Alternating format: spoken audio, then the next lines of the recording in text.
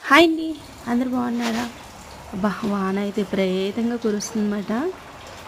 ఇంకేంటంటే ఈ మధ్య నాకు కాస్త గొంతుకు జలుబు చేసి బాలేదు మాట. దాని మీద ఏంటంటే కాస్త ఎక్కువ చట్నీలతో అవి తినాలనిపించట్లేదు. ఇక ఆవకాయ పచ్చడి తెచ్చుకొని చక్కగా నాకైతే ఇడ్లీలు ఆవకాయ పచ్చడి చాలా బాగుంటుంది కదా! మీకు ఇష్టమా? చాలా బాగుంటుంది. నాకేంటంటే కాస్త ఈ గొంతుకు జలుబు వల్ల ఇవాళ అయితే నేను ఇలా వేడి ఉప్మా తర్వాత ఇడ్లీ ఆవకాయ పచ్చడితో చాలా బాగుందన్నమాట.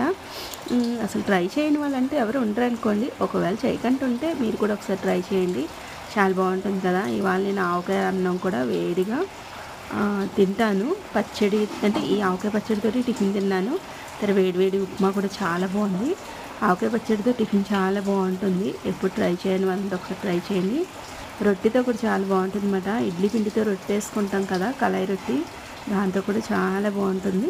ఈ వీడియోకి ఒక లైక్